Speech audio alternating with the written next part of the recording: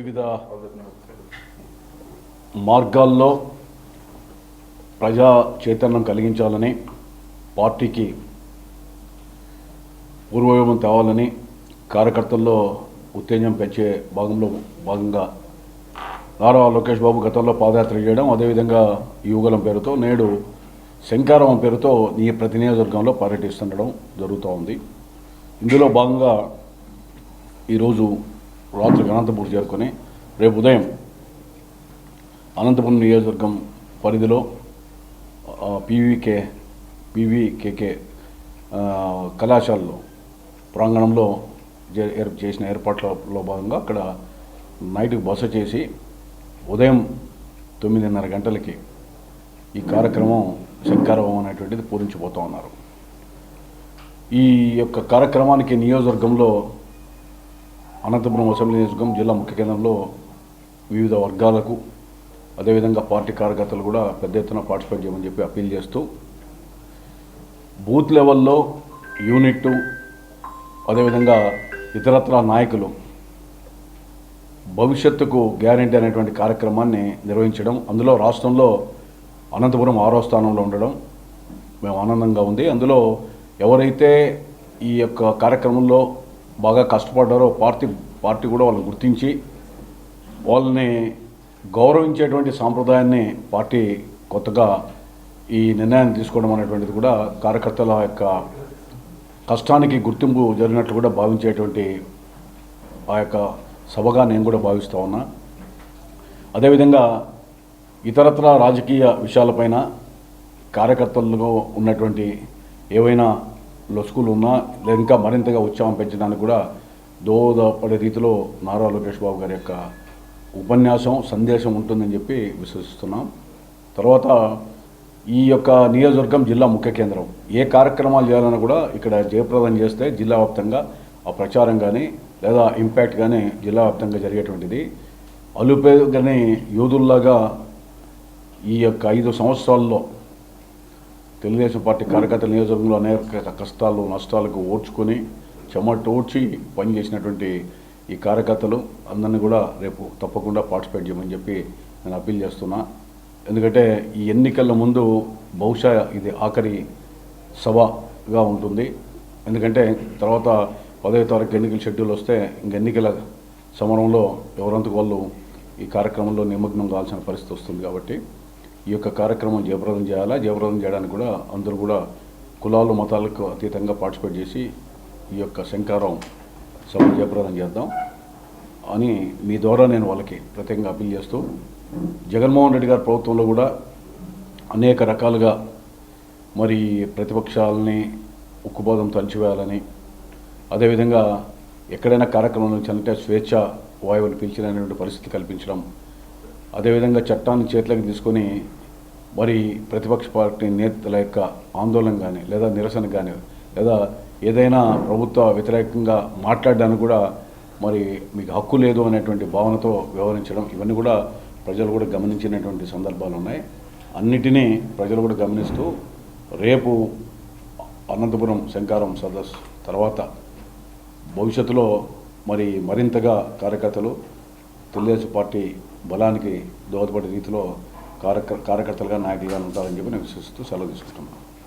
అభద్రతా భావంతో ఉన్నారనేటువంటి దాంట్లో చంద్రబాబు నాయుడు గారు నేను వివరణ ఇచ్చారు. గత 14 నుంచి 19 వరకు మైనార్టీల మీద ఎక్కడ ఏమీ జరగలేదు, అభద్రతా భావానికి లోన్ కావాల్సిన అవసరం లేదని ఆయనే చెప్పాడు. అదేవిధంగా తెలుగుదేశం పార్టీ సెక్యులర్ పార్టీనే, అందులో సెక్యులర్ భావాలతోనే ఉంటుంది. తర్వాత భారతీయ జనతా పార్టీతో ఏ విధంగా ఎందుకోసం పొత్తులు పెట్టుకున్నారు అనేటువంటి కూడా ఆయన వివరించాడు. రాష్ట్ర శ్రేయస్సు కోసం, రాష్ట్ర అభివృద్ధి కోసం మనం ముందుకు సాగాల. జగన్మోహన్ రెడ్డి గారి ప్రభుత్వం పతనానికి లేదా పార్టీ అధికారం నుంచి తొలగించడానికి దోహదపడే రీతిలో ఈ పొత్తు ఉండాలని చెప్పి పవన్ కళ్యాణ్ కూడా చెప్పారు. కాబట్టి ఆ కోవలో సామాజికంగా అంటే రాజకీయంగా అదేవిధంగా రాష్ట్ర శ్రేయస్సు దృష్ట్యా నిర్ణయం తీసుకొని ముందుకు పోతూ ఉన్నారు. ఏదేమైనప్పటికీ కూడా మా అనంతపురం వరకు వచ్చినా లేదా ఇతర ప్రాంతాలకు వచ్చినా కూడా మైనార్టీలకి తెలుగుదేశం పార్టీ ఎప్పుడు కూడా అండగా ఉంటుంది.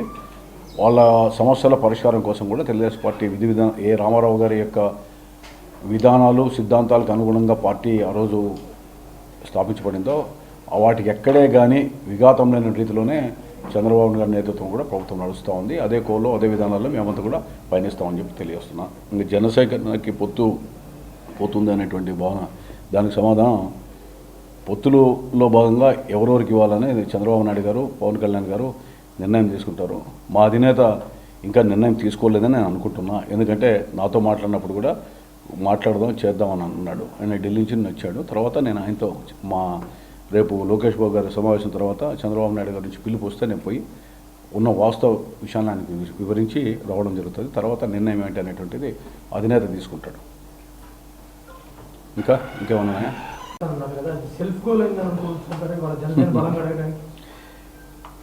నేను మీరు అడిగిన ప్రశ్నకు సమాధానంగా చెప్పా. ఏమని? పవన్ కళ్యాణ్ గారు తెలుగుదేశం పార్టీ పొత్తు కలయిక ఏర్పడుతోంది కదా, ఒకవేళ ఆయన అనంతపురానికి వస్తే అని మీరు ప్రశ్నిస్తే, ఆయన అనంతపురానికి ఆయనే వస్తానంటే మేము భుజాన్ని వేసుకొని పని చేస్తామని చెప్పాం. ఈరోజు కూడా ఆ మాట కట్టుబడి ఉన్నాం. పవన్ కళ్యాణ్ గారు అనంతపురం వస్తే భుజం మీద చేసుకొని పని చేస్తాం అనేటువంటిది. దాని అర్థం ఎవరికిచ్చినా పని చేస్తామనో లేదా ఎవరికైనా ఇస్తే పని చేయమో అనేటువంటి అర్థంగా మీరు తీసుకోకూడదు. ఎందుకంటే పవన్ కళ్యాణ్ గారు వస్తానే ఆయన్ని ఒక పార్టీ అధినేతగా నేను ఎమ్మెల్యే అయ్యేదానికంటే ఆయన ఎమ్మెల్యే శాసనసభ్యుడు అయ్యేది అవసరం అని చెప్పాను.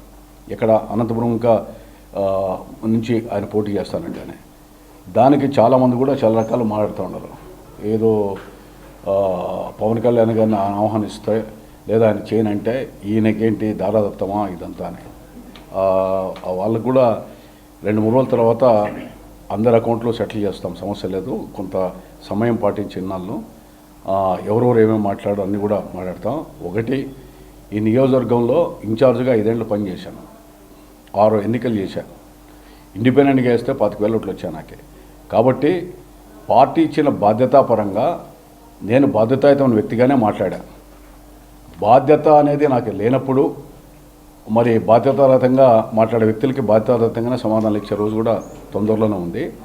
నేను ఈ రోజుకి కట్టుబడి ఉన్న మాట, గంటకో పూటకో మాట మాట్లాడవలసింది కాదు. ఏదన్నా నిక్కచ్చిగా నిర్భయంగా చెప్పేటువంటి అలవాటు నాకు ఉంది. కాబట్టి ఆ కోవలోనే ఈరోజు కూడా ఆయన వస్తే పూర్తిగా భారం వేసుకొని చేస్తామని చెప్పాము. దాని అర్థం ఆయన ఎవరు వచ్చినా చేస్తామనో లేదా ఎవరు ఉన్నా వస్తే చెయ్యమనో అది కాదు. కానీ ఆ సబ్జెక్ట్ వరకు ఆయన వస్తే బుద్ధిమీ చేసుకొని చేస్తాను ఇప్పుడు కూడా చెప్పాం. ఎందుకంటే అయిష్టాలు రకరకాలుగా ఉంటాయి, పార్టీ విధానాలు ఉంటాయి, పార్టీ యొక్క ఆదేశాలు ఉంటాయి. అదే ఆదేశాలతో పాటు పార్టీకి నేను వివరణ ఇచ్చేటివి ఉంటాయి. ఇవన్నీ ఈ పరిణామక్రమం తర్వాత నిర్ణయం ఏంటి అనేటువంటిది ఉంటుంది తప్ప ఏదో పవన్ కళ్యాణ్ గానే అనంతపురానికి వస్తే బలపరుస్తాం అనేది ఒక నేరంగా మాత్రం పరిగణిస్తే అది అజ్ఞానుల యొక్క ఆలోచన తప్ప నాది మాత్రం కాదు. ఆ అజ్ఞానులు కూడా సరైన టైంలో సమాధానం చెప్తాను. నా ఆశలకి గండి కొట్టే పరిస్థితి కాదు. నా ఆశలు ఎప్పుడు కూడా నేను పూర్తి ఆకాంక్షలతోనో లేదా అందని దాని మేడల కోసమో ఎప్పుడో అరువులు చర్చే రకంగా పోలే. కష్టం నాకు తెలుసు, శ్రమ ఏంటో నాకు తెలుసు. ఒక నాయకునికి అధికారమే ముఖ్యం కాదు, అధికారం లేకపోయినా కూడా నాయకత్వం ఎట్లా చేయాలో 14 ఏళ్ళు ఇక్కడ చేసిన వాడిని. నేను తరిమల నాగిరెడ్డి గారిని ఆదర్శంగా తీసుకున్న వ్యక్తిని. ఆయన ఒకసారి ఎమ్మెల్యేనే ఎంపీనే ఉన్నాడు, అది తప్ప వీరు కాదు. కాకపోతే అధికారం అనేది ఉన్నప్పుడు మరింతగా ప్రజలకి సేవ చేయడానికి దోహదపడుతుంది, ప్రభుత్వ పరంగా నిధులు తేవడానికి దోహదపడింది అనేటువంటిది రుజువైంది. కాబట్టి ఆ రకంగా తప్ప ఎవరు లెక్కలు తెరుస్తారు అంటే ఎవరైతే ఈ కొన్ని విషయాల్లో అనవసరంగా జోక్యం చేసుకొని ఈ విషయాల పట్ల స్పందించారో ఆ స్పందించిన వ్యక్తుల గురించి మాట్లాడుతున్నా. స్పందించిన వ్యక్తులకి సమాధానం అది ఎవరైనా ఉండొచ్చు.